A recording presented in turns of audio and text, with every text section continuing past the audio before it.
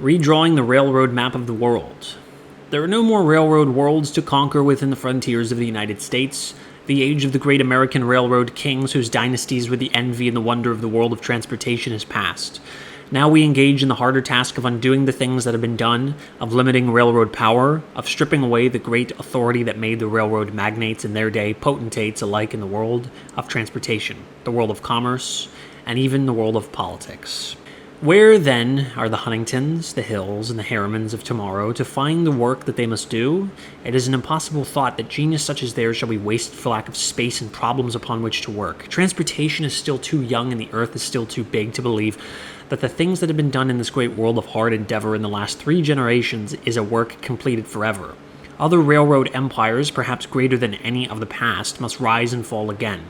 Other men as great as Hill and Harriman must find as great a destiny as these, and pass and fall maybe, but where and how and when? There is an old Erie railroad man building a bit of railroad down in the Andes who has the thing in his heart that makes the transportation world go round. The road is no Pennsylvania system. It is, to be exact, 160 miles long, the rails weigh only 55 pounds to the yard, the gauge is only 42 inches. When he gets it built, he will burn for fuel wood out of the forests. What the traffic will be remains to be seen.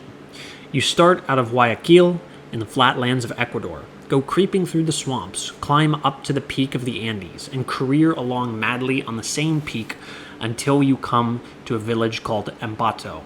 That is where the new road starts. It runs east into the wilderness known locally as the Oriente.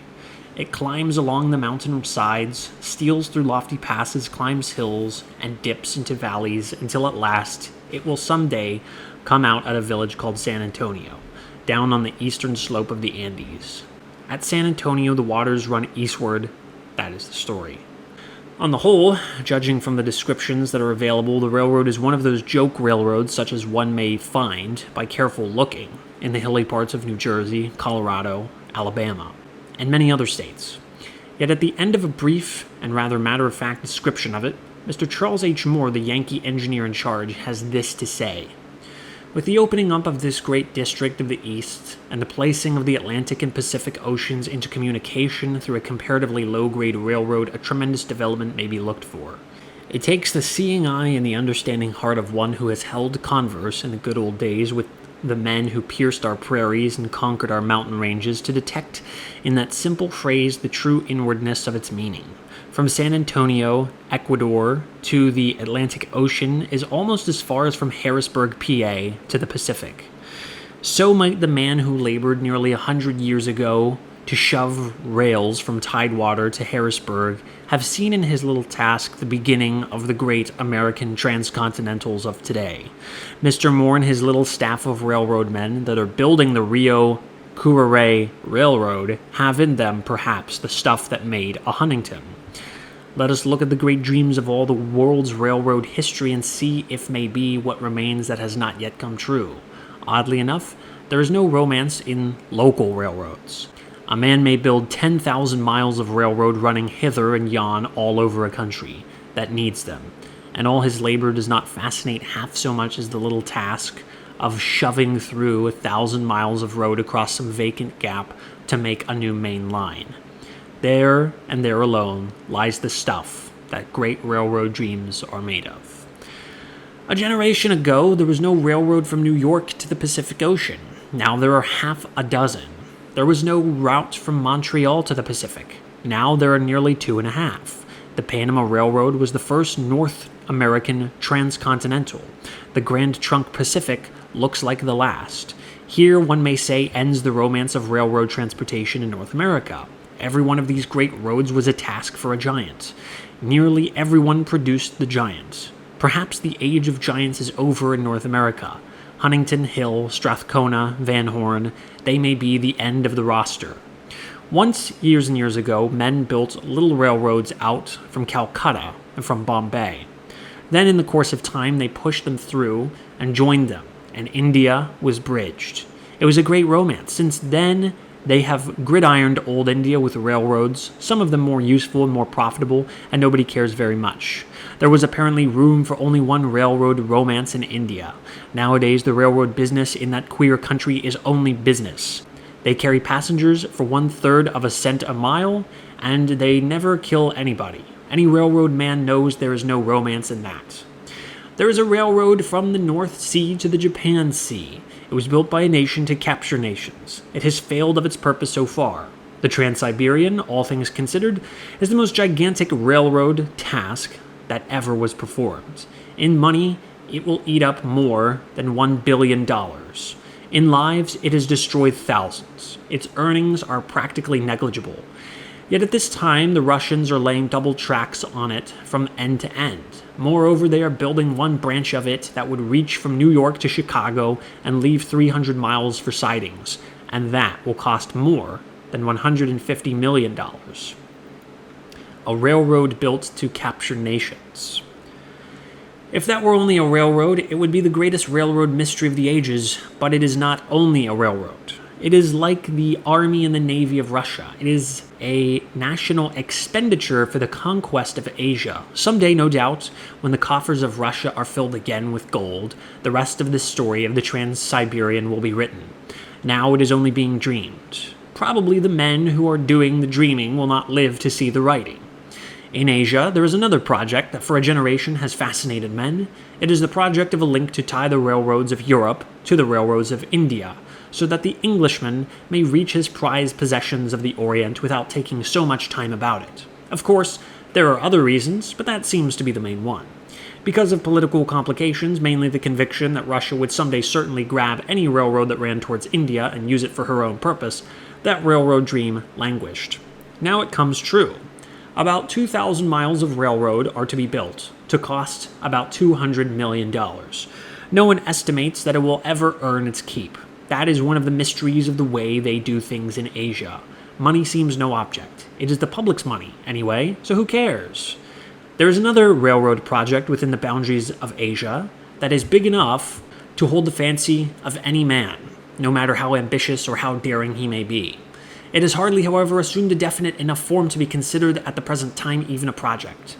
Someday in the distant future, no doubt, it will be built and men will travel on it.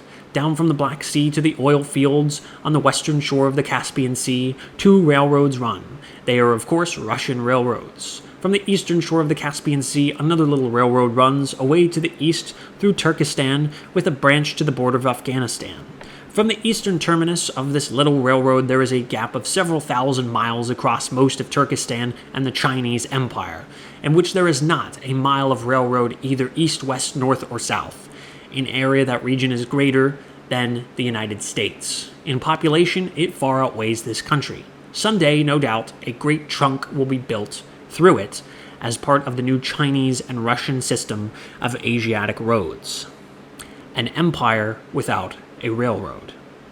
That is, however, too big a project for any individual in the world to grasp. What is more, it seems to be a settled fact that on account of the mixed political relationships and the strong international jealousy of European and Asiatic countries, there is no room for private enterprise to seize the great opportunities for railroad exploitation and development with lines in these unoccupied spaces of Asia.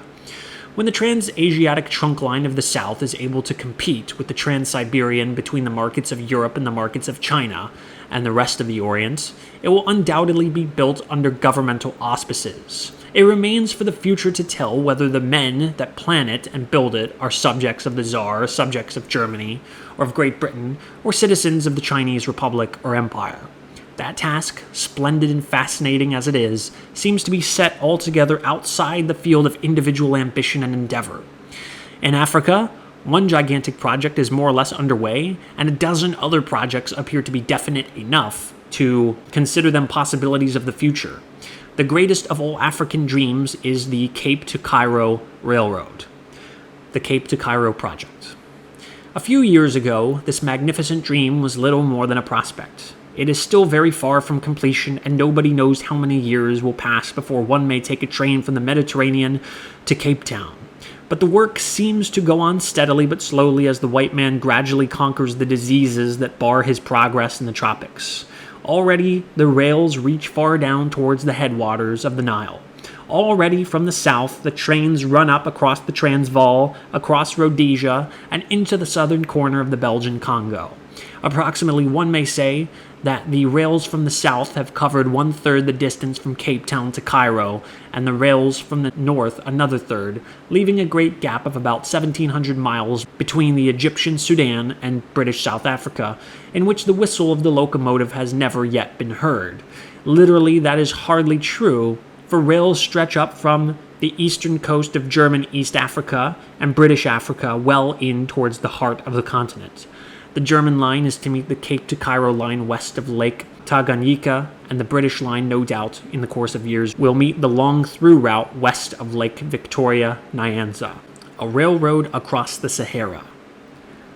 Up in Algeria, running down from the coast through Biskra to a little village called Touggourt, is a French government line with a name and intentions that suggest something wonderful. It is called the Trans-Sahara Railway. At the present time, it is a little narrow-gauge road, only 135 miles long. It is planned to cross the Great Sahara Desert and to reach ultimately Lake Chad on the northern border of Nigeria. The distance is 1,400 miles, and the country through which the road would run apparently offers nothing to induce railroad building. On the face of it, it looks like an official railroad dream rather than like a real project. But in those countries where governments build railroads, they seem to be built sometimes without the slightest regard to traffic possibilities or money-making possibilities. It can be said of Africa as of Asia that here there seems little, if any, opportunity for the kind of railroad enterprise that created the great railroad men in the United States. There seems, in fact, to be mighty little democracy of capital on either of those continents. The railroad business appears to be set aside as something reserved and segregated for the activities of governmental capital, of political power, and of official authority. It is hard to find in the whole of Africa a single project that looks in any sense like a counterpart of our Great Northern Railway, our Union Pacific, our Pennsylvania, our Illinois Central. Even the close partnership that exists between the Canadian government and the great railroads of Canada seems to leave far more to individual initiative and courage than does the railroad building plan under which the railroads of Africa are being constructed. In no great instance, either in Africa or Asia, is a little group of private capital going ahead without governmental assistance, governmental subsidy, or governmental authority to open the wastelands of the continent to commerce or to establish in waste places new centers of commercial life and industry. The kind of pioneering spirit that put such men as Huntington and Hill to the front of the crowd in American commercial development seems largely, if not wholly, lacking in the development of these other continents. Australia's Transcontinental Line. In Australia, there is almost the same story to tell. The railroads of that continent, of course, began in little coastlines running here and there through the fertile belt. The great interior of Australia remains unopened by railroads. A few small lines run down from the north and up from the east and in from the west, reaching a few hundred miles towards the interior.